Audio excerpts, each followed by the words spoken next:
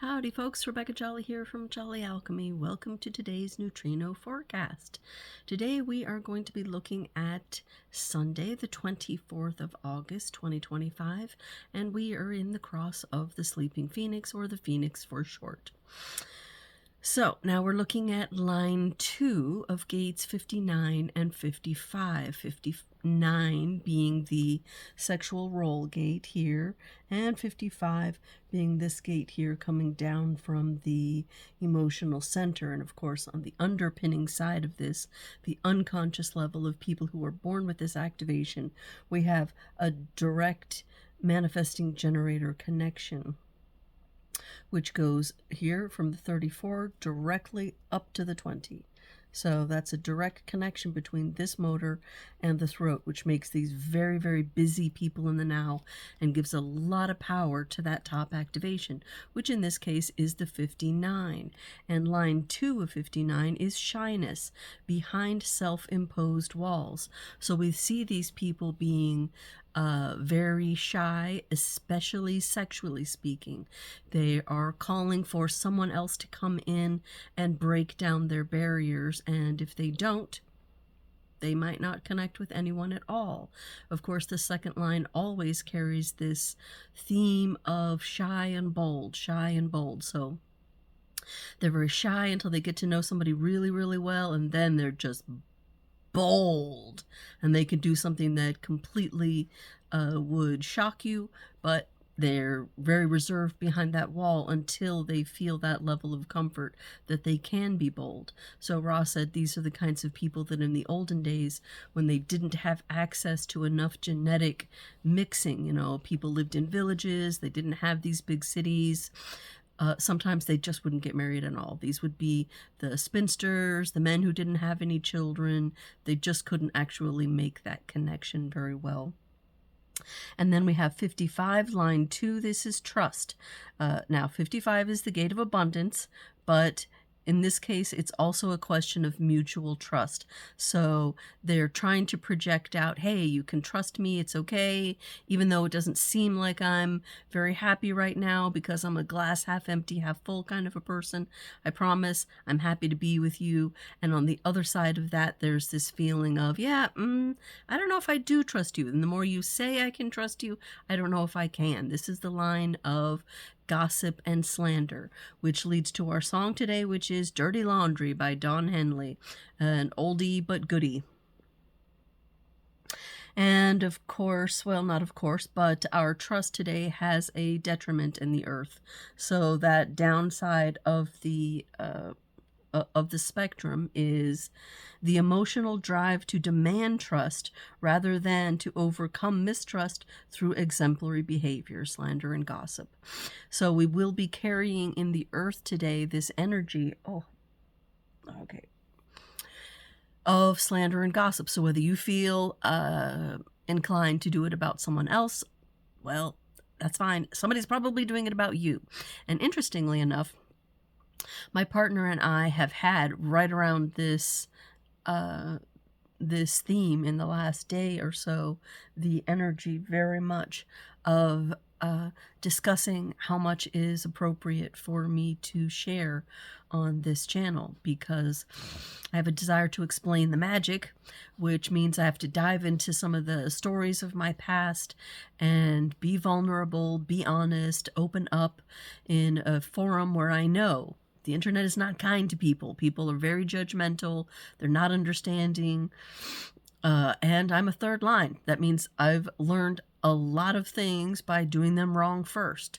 So there's a lot of history there, a lot of stories, and there's a lot of concern around me that I will hurt my opportunities or my chances of being able to be influential on people by sharing who I really am. And of course, this irks my soul in some ways, that I'm feeling strictured and bound not to be able to share the truth, no matter how painful it is. I mean, we all have secrets. We all have history. We've almost all of us made a mistake, some more than others.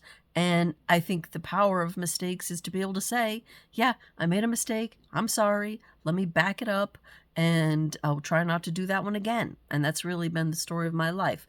But some people are more understanding on that than others. So until I get a better grip on how to approach that, I'm going to have to rethink the whole thing. But maybe I will be able to do it in an interview form rather than just sitting and allowing my mouth to run like a motor and like a manifesting generator motor. So we'll see about that in the future. But it's interesting that this line comes up exactly when this is happening for me.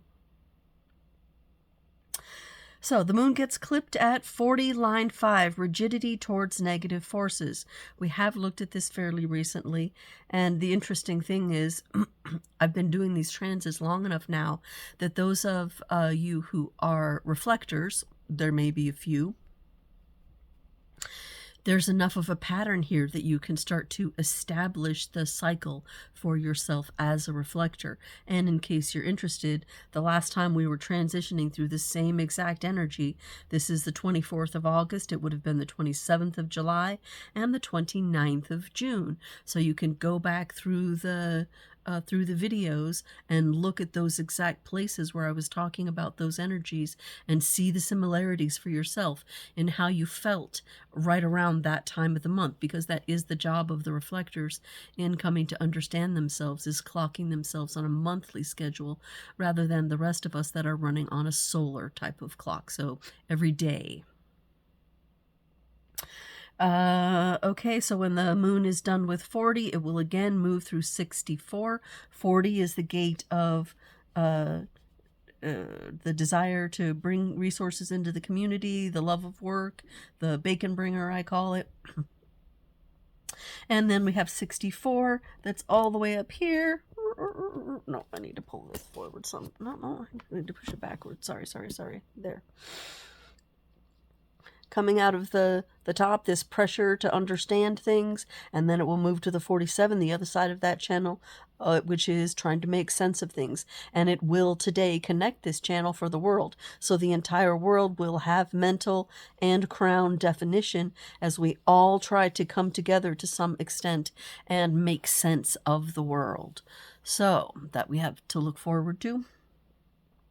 If you're wanting to be able to really think about something in a set way and you don't have a mental definition like this person here, then today would be a good day for you to sit down and really apply yourself to thinking about these things and making sense out of the problems in your life, or talking with a trusted person, which is what I've spent most of my day doing today, trying to make sense of the confusion. So after the transit in the moon is done with 47, it will move to 6. It, depends. It's an edging sort of thing. Like, for example, yesterday we didn't quite get to 64. It stopped in 40.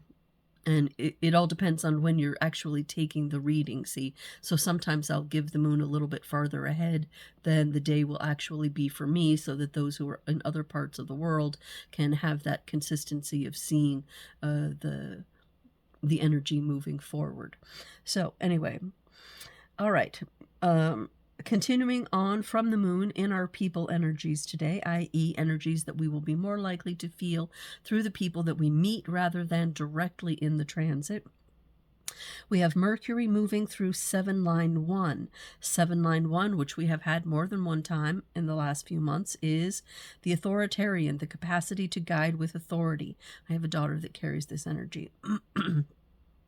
And she also carries the down arrow, which we will be feeling today, which is to only see one's own way as right and the conviction to enforce that with authority. This is a difficult person to fight with, I will tell you that very much.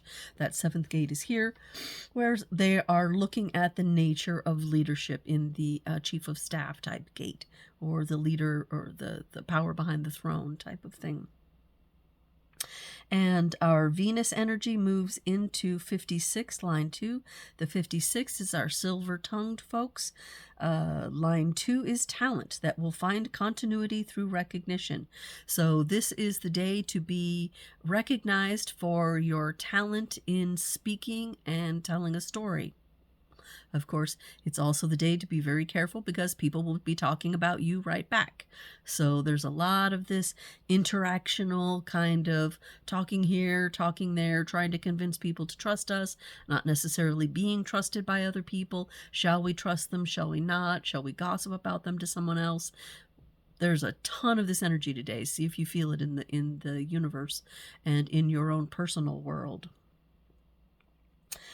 Let's see. Mars moves into 48, line 2. 48 is the gate of depth.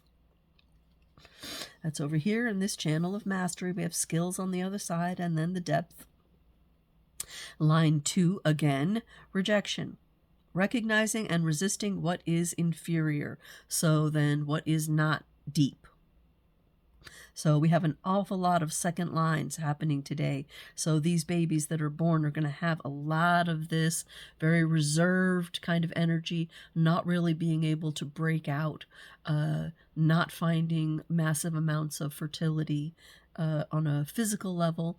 But of course, moving forward, we'll start to see the definition of these people change as the definition of the 55 and the 59 start to change in an integral way that we have not seen before. And Ra says we cannot even predict. It'll change in ways that we don't understand, and he's dead. So we're going to have new people being sensitive to that energy and telling us, oh, okay, this is what this is about now that we have the actual physical mutation of this gate happening in our in humanity as a larger whole, with these brand new mutated babies being born. And when I say mutated, I'm not saying, they're going to have two heads or something, but they are going to have a very different way that is possible in their bodies of making connections with other people emotionally. It's the capacity for true emotional intelligence that will be developing in people. Of course, right here at the beginning, it's going to be chaotic. Our beginnings are always a little bit chaotic. So I've talked about the connection that we have. An awful lot of this emotional engagement, not engagement, back and forth, shyness and trust. One more thing I wanted to tell you about, and that is people who carry this cross of the sleeping phoenix. This is very interesting, these names that I came up with here.